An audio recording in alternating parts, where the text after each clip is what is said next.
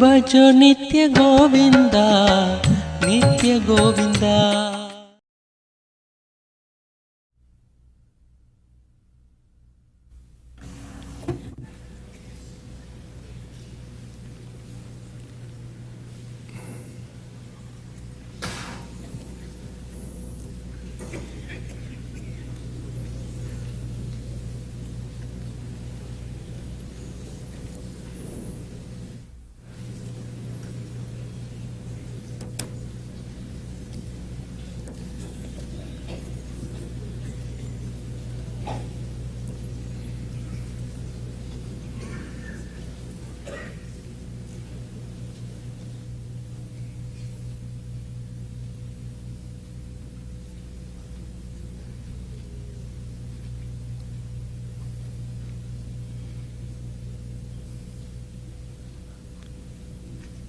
Friends, leaders of the human spiritual world, leaders of the human religious world, we thank the organizers that such a wonderful occasion is here, where we all can unite and serve the humanity. Religion is religion only when it unites. Religion is no more religion when it divides. Religion is not for dividing people, it is for uniting people.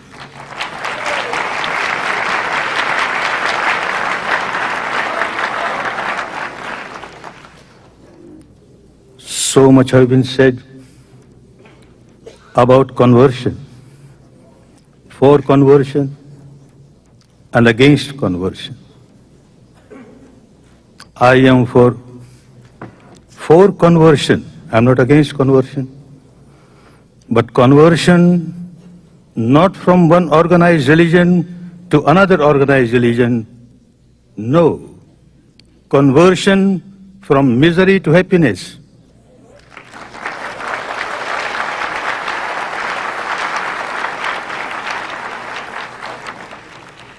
Conversion from bondage to liberation.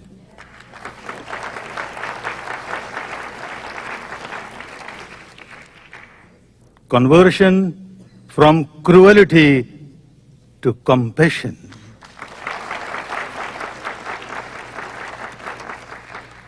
That is the conversion needed today. And that is what this organization should make a point to implement. Our ancient country had not only given message of peace and harmony to the world, to the humanity, enlightened persons have given a method, a technique, how to have peace, how to have harmony. To me, to think of peace in the human society, we cannot ignore individuals. If there is no peace in the mind of the individual, I can't understand how can there be real peace in the human world.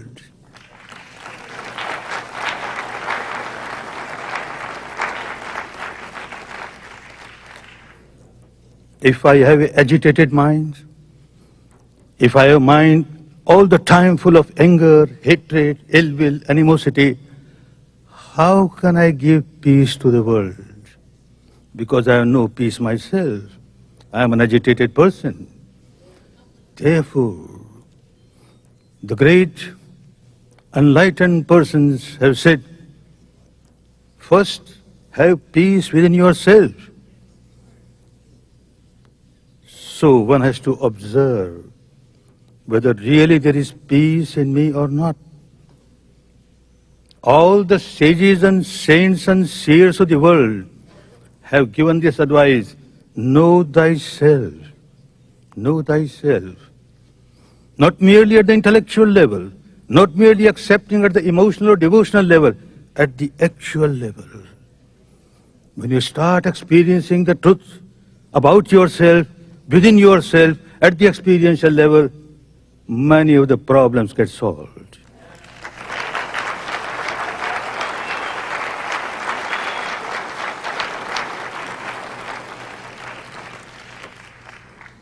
You start understanding the universal law of the nature, or universal law of the God Almighty, universal law which is applicable to one and all. When I start observing within myself, and I find that I am generating anger, hatred, ill will, animosity, I immediately realize that I am the first victim of my anger.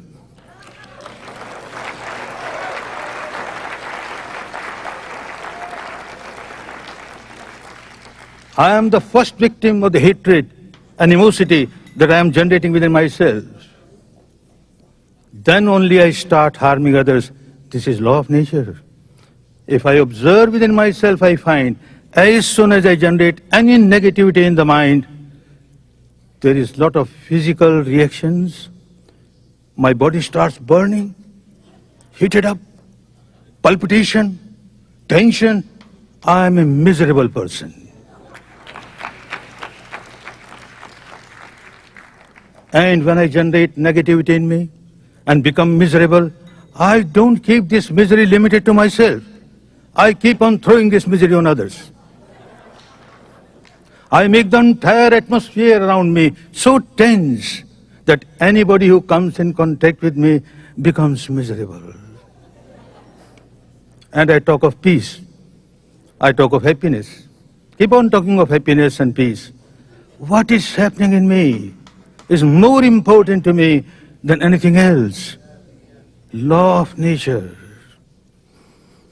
And if I am free from these negativities, if my mind is free from negativities, mind is pure, again law of nature starts working. I observe within myself, at this moment, there is no negativity in the mind, and look, the nature or the God Almighty has started rewarding me.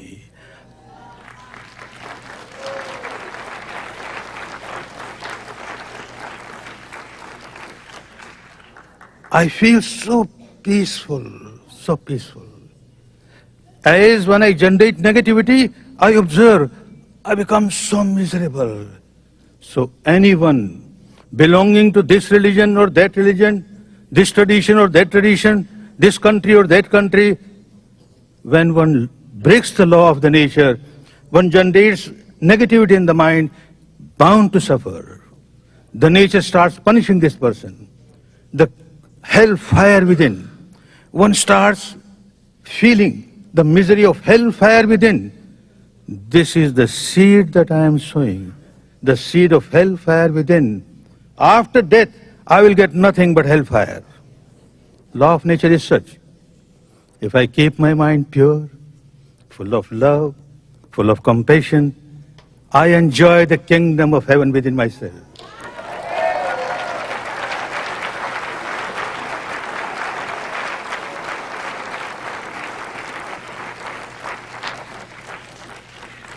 And this seed of kingdom of heaven will bring nothing but the fruit of the kingdom of heaven after death. Whether I call myself a Hindu or a Muslim or a Christian or a Jain makes no difference. Makes no difference. Human being is human being. Human mind is human mind. Conversion should be from the impurity of the mind to purity of the mind.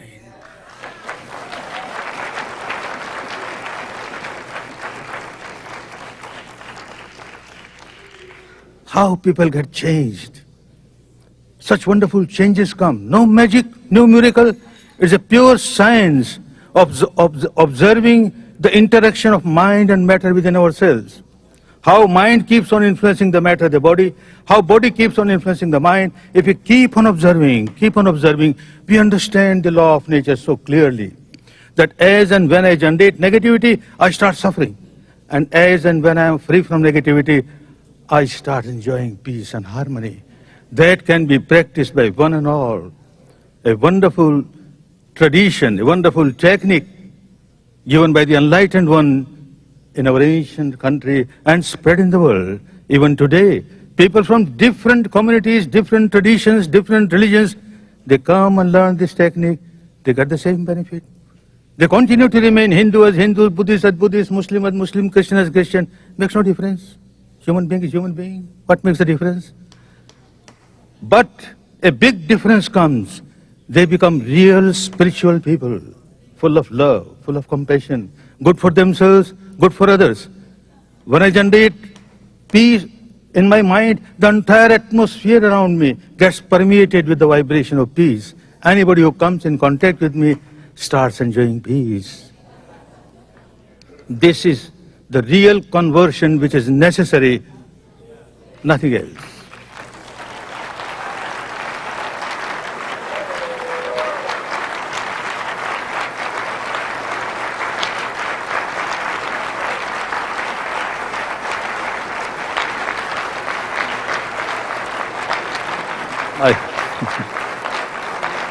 Thank you. I have heard the sound of the bell.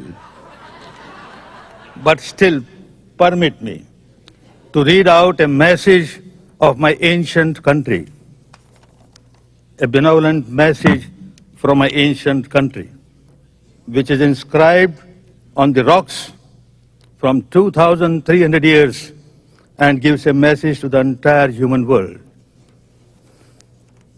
The message of the great emperor Ashoka, an ideal emperor, how an emperor rules. Now this message says,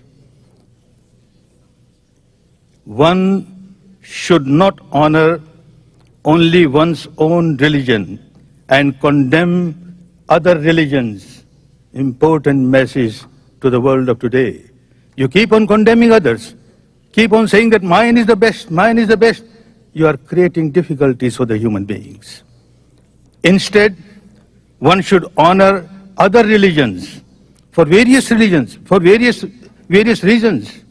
Every religion worth the name has got this core, the wholesome core of love, compassion, goodwill. Every religion give honor to the religion because of this core.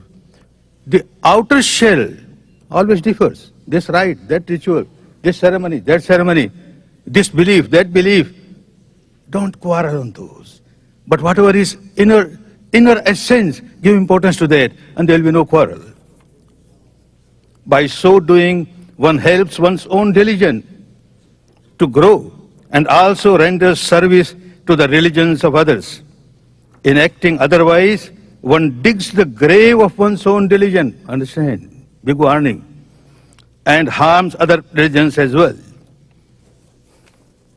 The message says, someone who honors his own religion and condemns other religions may do so out of devotion to his religion, thinking, I will glorify my religion.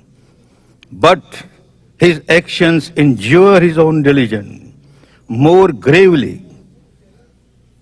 Now a message. Let all listen. Let all listen. The message of Dharma, the message of the universal law. Concord is good. It is only concord which helps us, not the quarrel. Let all be willing to listen to the doctrine professed by the others. Don't condemn anything. Give importance to the essence of the teaching of every religion, and there will be really peace, real harmony.